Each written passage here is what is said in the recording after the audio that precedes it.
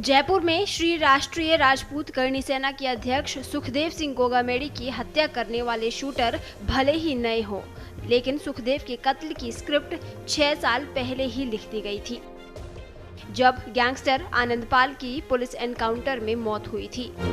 आनंदपाल सिंह और लॉरेंस बिश्नोई के बीच पुरानी दुश्मनी थी, जबकि सुखदेव सिंह और आनंदपाल के बीच अच्छी दोस्ती थी। इस बीच कई ऐसी चीजें हुई जिसने दुश्मनी की इस लकीर को और भी ज्यादा गहरा कर दिया।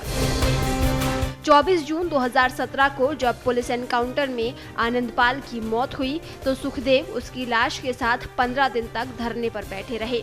उस वक्त ये मुद्दा काफी गरमाया हुआ था। आनंदपाल की मौत ने उस समय सुखदेव को राजस्थान के बाहर भी सुर्खियों में ला दिया। सुखदेव हमेशा आनंदपाल की वकालत किया करते थे, जबकि दूसरी तरफ आनंदपाल का लॉरेंस बिश्नोई गैंग से 36 का आंकड़ा था। ऐसे में सुखदेव भी लॉरेंस बिश्नोई के निशाने पर आ गए। उस वक्त सुखदेव सिंह श्री राजपूत करणी सेना के प्रदेश अध्यक्ष थे। इसके अलावा प्रॉपर्टी डीलिंग का भी काम किया करते थे, जिसकी वजह से उनके कई दुश्मन थे। उधर आनंदपाल की मौत के बाद राजू ठेहट नाम के गैंगस्टर के साथ भी सुखदेव की दोस्ती रही। इत्तेफाक से राजू ठेहट भी लॉरेंस गैंग के निशाने पर था। 3 दिसंबर 2022 को राजू ठेहट की भी उसके घर में गोली मारकर हत्या कर दी गई थी।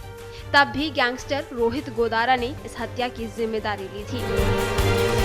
दरअसल रोहित को लगता था कि सुखदेव सिंह सिर्फ राजपूतों की ही मदद करते हैं, जबकि जाट बिरादरी के साथ इंसाफ नहीं करते।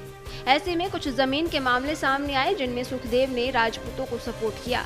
इस बात को लेकर रोहित गोदारा सुखदेव सिंह से नाराज थे।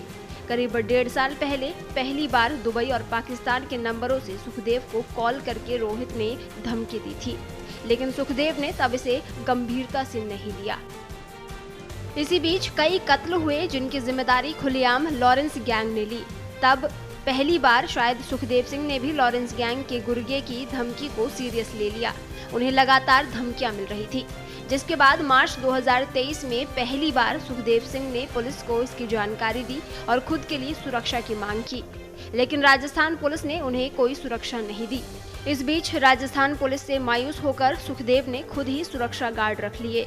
उन्हीं की सुरक्षा में घर से बाहर जाते, लेकिन सुखदेव को नहीं पता चला कि वे रोहित गोदारा की हिट लिस्ट में थे। रोहित गोदारा इस ताक में था कि किसके जरिए सुखदेव को मारा जाए। उसने ऐसे शूटर की तलाश शुरू की जो उसका काम कर सके। साथ ही उस शख्स की भी तलाश शुरू की जिसके जरिए वो अपने शूटर को सुखदेव तक पहुंचा सके। फिर तलाश जाकर खत्म हुई जयपुर के कपड़ा व्यापारी नवीन शेखावत पर। नवीन भी राजपूत था और सुखदेव को पहले से जानता था। रोहित गोदारा के 2 खास शूटर थे, एक रोहित राठौड़ और दूसरा नितिन फौजी। सुखदेव को मारने के लिए रोहित ने दोनों से कांटेक्ट किया। दोनों उसका काम करने के लिए राजी हो गए। उन्होंने नवीन से दोस्ती बढ़ाई और फिर सुखदेव सिंह के घर पहुंचे।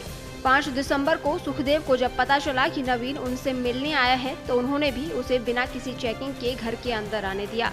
10 मिनट चारों ने आपस में बात की। तभी नितिन और रोहित ने सुखदेव पर गोलियां चला दी। नवीन कुछ समझ पाता इससे पहले ही नितिन और रोहित ने उसे भी मार डाला। साथ ही वहां खड़े गार्ड को भी गोली मारकर घायल कर दिया। फिर वहां से फरार हो गए। जैसे ही सुखदेव की हत्या की खबर फैली, पूरे राज्य में बवाल मच गया। पुलिस ने प्रायोरिटी पर इस केस को लेते हुए तुरंत हत्या आरोपियों की तलाश शुरू की, लेकिन अभी तक दोनों शूटर्स फरार हैं।